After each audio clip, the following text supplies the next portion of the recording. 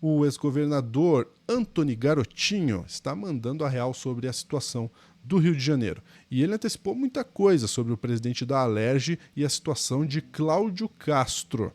O que ele falou de fato? Quais são essas previsões? Vou falar agora no plantão do Meteoro.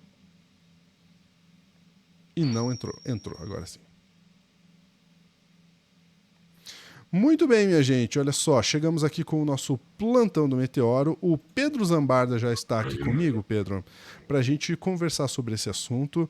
O Antony Garotinho, que não é assim, né, um cara super, hiper, mega confiável como um todo, mas trouxe algumas informações relevantes para a gente debater, né? O Garotinho, gente, ele foi governador do Rio de Janeiro, né, foi deputado. Era um quadro do PDT, depois foi para outros partidos, e a gente fez uma entrevista muito boa com ele aqui no Meteoro. Tá para membros aí para vocês assistirem. Eu acho que vocês vão passar nervoso, porque ele fala coisas a respeito do Bolsonaro que a esquerda não vai gostar, mas vale tudo ser ouvido.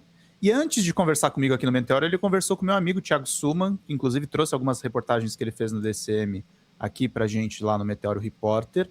Ele conversou com o Suman, e assim, Lúcio, ele praticamente previu... Tomar ali uma cervejinha. Ele basicamente previu que o Rodrigo Bacelar, o presidente da Alerj, seria preso, como foi preso, pela ligação com TH Joias, outro parlamentar, que também foi preso e que tem relações muito grandes com o Cláudio Castro.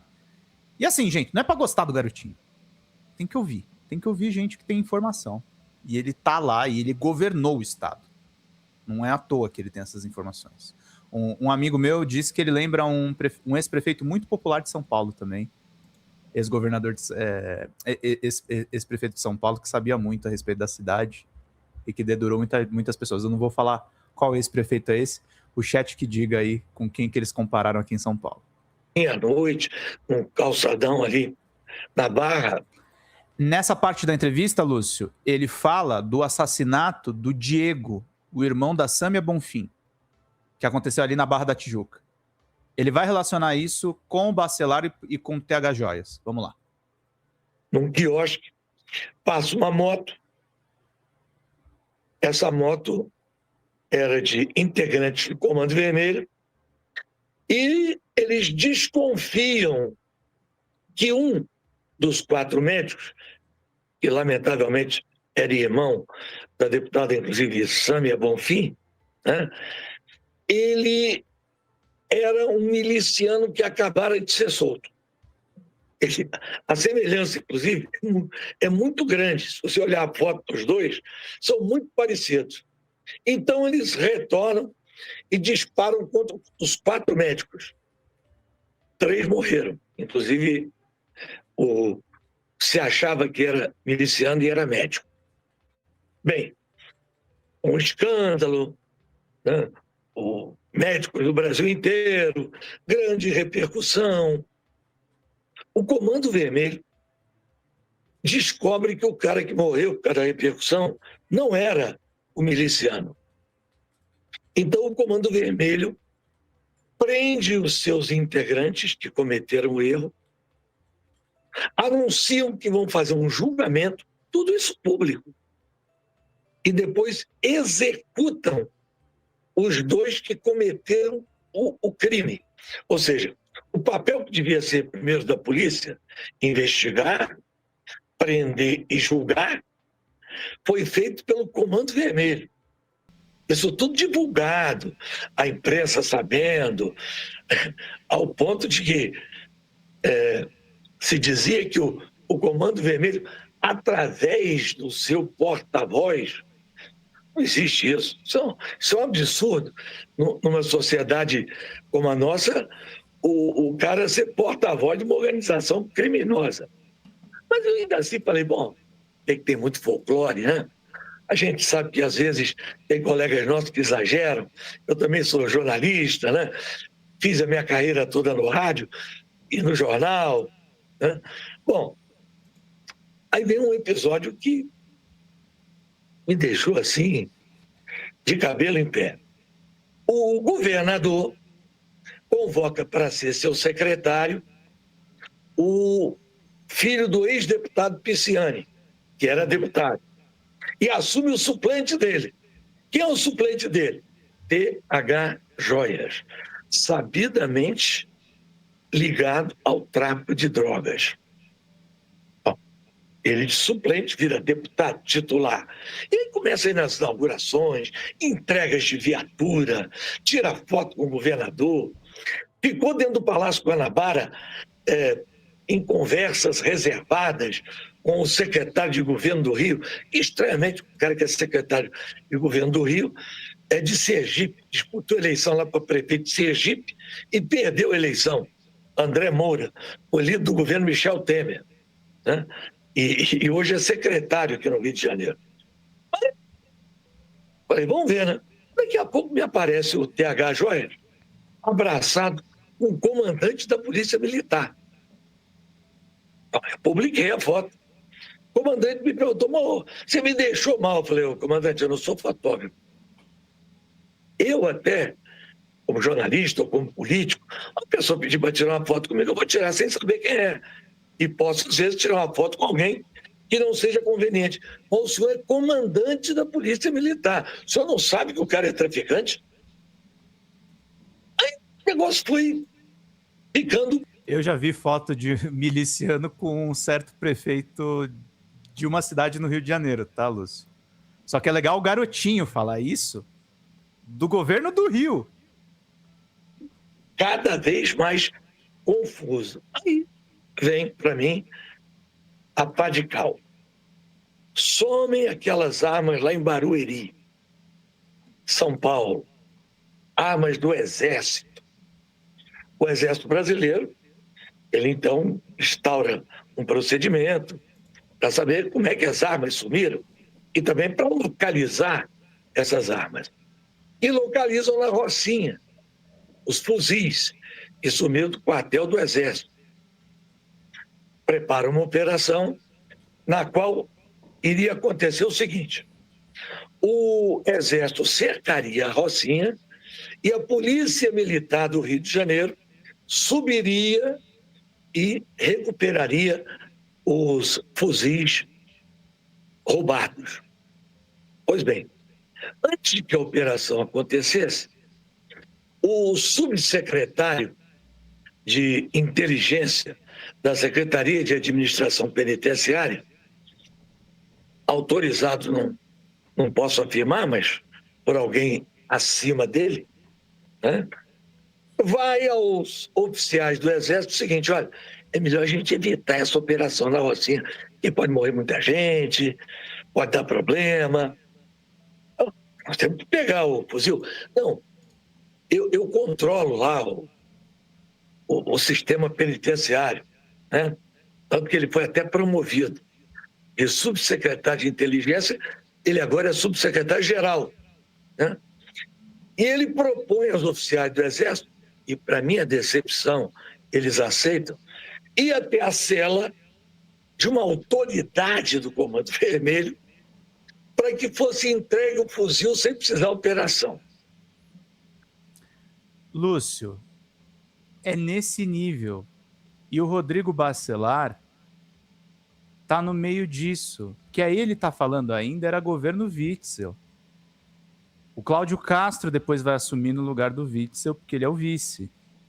E assim, tá tudo aliado ou com milícia ou com Comando Vermelho no Rio. O que o Garotinho define é o seguinte: o Comando Vermelho ele é menor do que o PCC, e na verdade o PCC é fornecedor do Comando Vermelho. Mas assim, tá tudo dividido lá entre Comando Vermelho e milícia. E no atacado, o PCC domina, tem braços no Brasil inteiro, em Portugal e na Ásia. Isso o Garotinho me falou, tá na nossa entrevista. E aí ele vai explicar a questão do presidente da Alerj neste minuto aqui. Deixa eu botar aqui pra gente ver. E vamos lá. Mas ele conta a história desde o começo. Pra mim, ele contou a história desde 2002. Ele voltou para a época que ele era governador e falou também como é que as coisas chegaram nesse ponto. Mas vamos lá. Se mete nisso não, pelo amor de Deus. Esse cara é o rei do ouro. Rei do ouro. Ah, E é de quem esse helicóptero? Ele, rapaz, não se mete nisso não, pelo amor de Deus. Esse cara é o rei do ouro. O TH Rei Joias. do ouro. Essa não conhece a história do rei do ouro? Esse cara é do Pará. Ele tem uma empresa chamada Gana Gold, que hoje virou MM Gold, né? Ele é bilionário. A última vez que a Polícia Federal prendeu ele, a acusação contra ele era de 16 bilhões, né, extraídos de ouro de forma ilegal. Aí o negócio cresceu, né? Aí eu falei, mas vem cá, qual é a conexão dele para emprestar um helicóptero que saiu lá do Pará para o presidente da Assembleia do Rio de Janeiro O Rodrigo Bacelar. viajar pelo Estado? Alguma coisa tem. Hã? Esse tipo de pessoa não costuma fazer favor de graça. O cara solto. Essa gente, né, dá com a mão, quer receber com a outra. Pô, bem, aí eu comecei a futucar.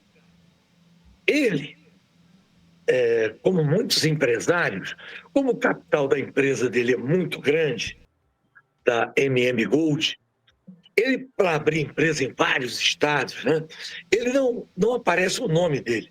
Ele põe a empresa dele como parte do capital social majoritário de outra empresa, né?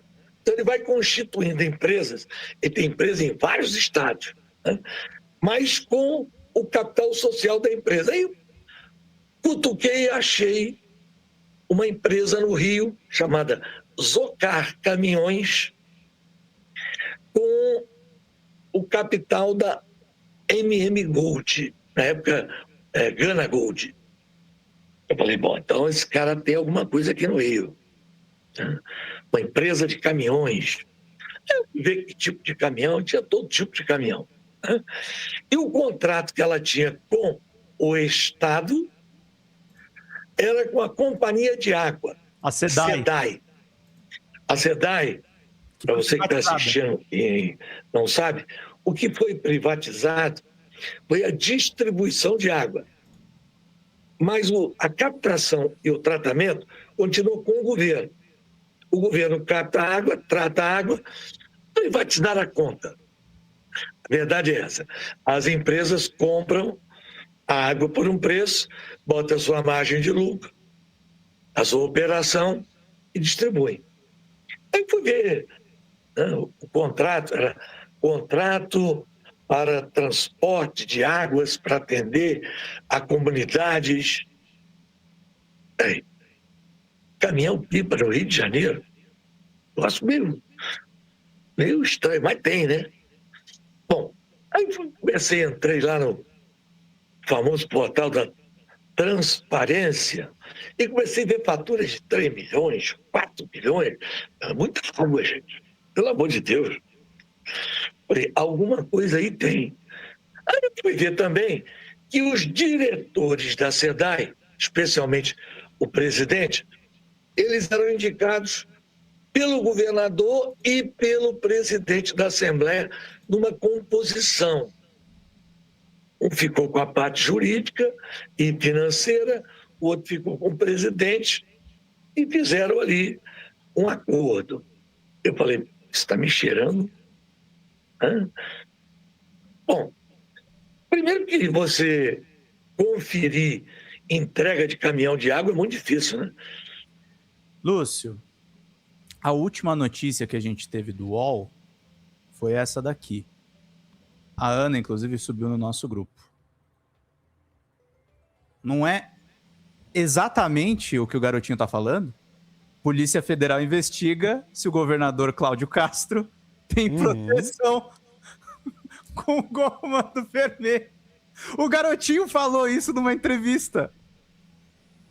Falando da conexão da empresa do TH Joias com o presidente da Alerj emprestando helicóptero com negócios dentro da SEDAI, que não deve ser água. 3 milhões em água, isso aí pra mim é lavagem. Tem alguma coisa errada nessa negociação. E com o crime organizado localizado dentro do governo do estado. Lúcio, isso está sendo falado na imprensa, Lúcio. Para quem está curioso para saber mais dos esquemas todos, eu entrevistei o Garotinho, a entrevista vai no ar amanhã não, no sábado, às 2h30 da tarde, e tem mais detalhes picantes para vocês acompanharem, para quem quiser entender alguma coisa do que está acontecendo no Rio de Janeiro. O Rio de Janeiro, olha, e é difícil, né? Porque pelo voto, gente, eu não quero ser pessimista, mas dificilmente alguma coisa vai mudar, porque o próprio voto é produto da milícia. O próprio voto é produto de negociações entre milícia, facções e etc. É muito difícil que as pessoas consigam tirar certos elementos de lá, né? Não à toa, quantos governos do Rio de Janeiro, de fato, terminaram a sua gestão, né? Então, e aqui, Pedro, eu não queria ser tão pessimista e de achar que pelo voto a gente não vai resolver absolutamente nada. Mas se a Polícia Federal não entrar firme nesse caso, não adianta. Não vai adiantar. Porque os candidatos que entram, a gente já... Vamos falar de alguns nomes que passaram aí pelo Rio de Janeiro? Vamos falar Cláudio Castro, ok, mas vamos falar do Vamos falar de Sérgio Cabral? Vamos falar de Sérgio Cabral? Vamos falar dos irmãos Brazão? Né? Toda essa galera aí, olha os nomes que a gente está falando. Nomes que foram eleitos. Né? Nomes que tinham seus esquemas. Então, eu espero de verdade que algo aconteça para o Rio de Janeiro conseguir sair dessa lama. E é uma lama é uma lama que quanto mais você se debate, parece que mais se afunda. É muito difícil, é só com um trabalho muito sério de investigação e de sufocamento. E aí vem uma parte muito difícil, né, Pedro? Como sufocar essa galera financeiramente, sendo que eles estão em diversos negócios. A gente não está falando só de tráfico de drogas. Não. A gente está falando de negócios num todo. A gente está falando de negócios imobiliários, ouro, a gente está falando de gás, a gente está falando de negociação de carro, a gente está falando de negociações de diversos produtos, diversas questões que o crime organizado e a milícia estão envolvidos. Bom, a própria Polícia Federal mostrou, né? Postos de gasolina, motéis. Então, só com um trabalho muito forte, a gente espera que indivíduos como Derrite e companhia não continuem tentando atrapalhar a Polícia Federal. Isso. Mais algum ponto, Pedro? Não, é isso mesmo. E vejam Meteoro Repórter, melhor que chocolate, junto com Meteoro Microscópio e Telescópio. Boa, um grande abraço, até a próxima.